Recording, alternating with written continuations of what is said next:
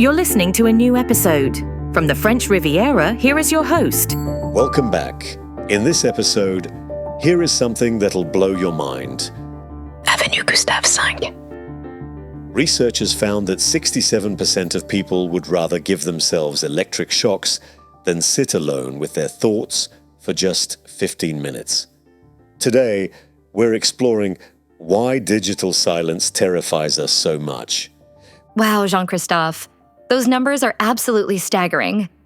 And what's even more fascinating is how those percentages have increased for younger generations.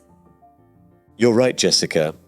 A recent follow-up study showed that for people born after 2000, it jumped to 75% who chose physical pain over mental solitude. And the researchers found significantly higher anxiety levels during quiet periods compared to older generations. Well, that really makes you wonder about how our relationship with silence has fundamentally changed in the digital age. Data is pretty clear on this.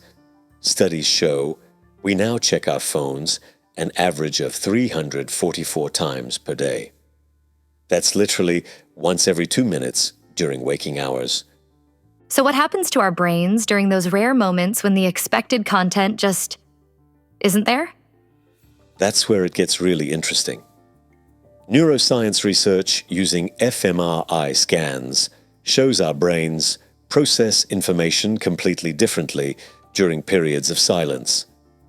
The default mode network, crucial for creativity and self-reflection, becomes significantly more active.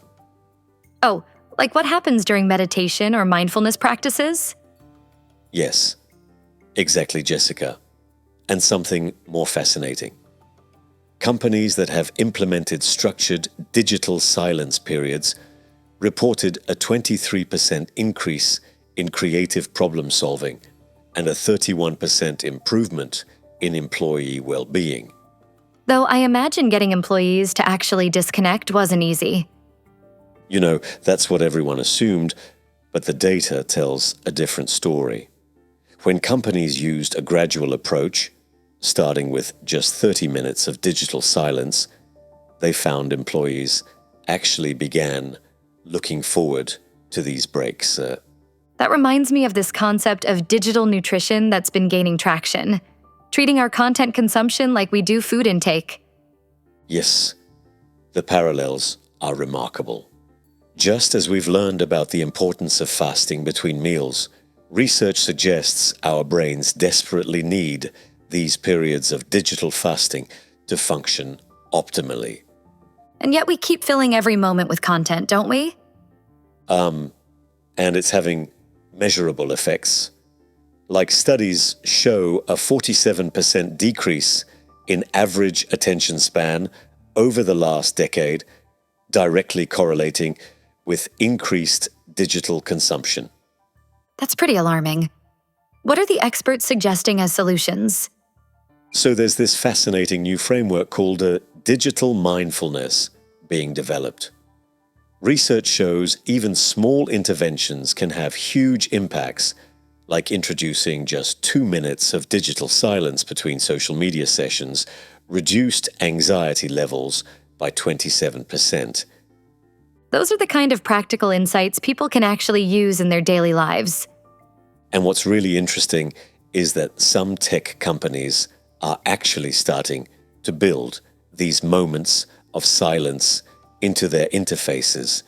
They're calling it intentional friction, deliberately creating spaces for reflection.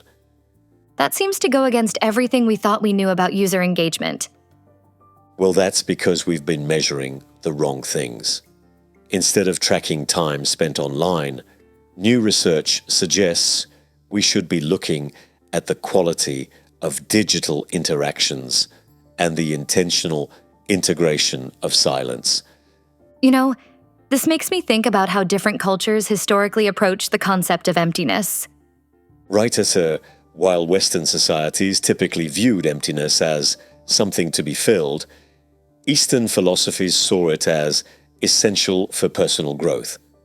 And now, neuroscience is basically proving they were onto something. So how do we bridge that cultural gap in our understanding of digital silence? The key seems to be in reframing these moments of no content, not as errors, but as opportunities. Research shows that when people view digital silence as a feature rather than a bug, their stress levels actually decrease and cognitive function improves. That's such a powerful shift in perspective. And you know what's really encouraging? Even small changes can have significant impacts. Like that study where participants who had regular 5-minute digital silence breaks showed improved memory retention and creative problem-solving abilities. It sounds like we're at a turning point in how we think about our relationship with technology. Exactly. And the research suggests this might be exactly what our overloaded brains need.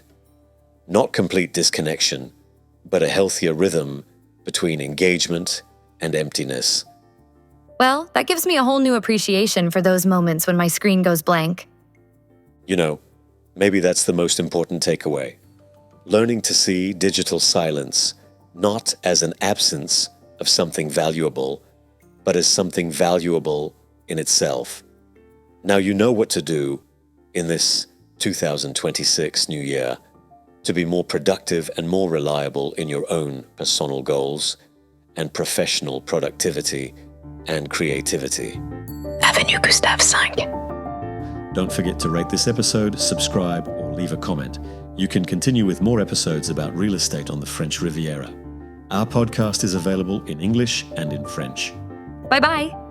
To know more about our listings collection, you can Google us by typing Jean-Christophe DIMINO, real estate, or see the link in the description of this podcast.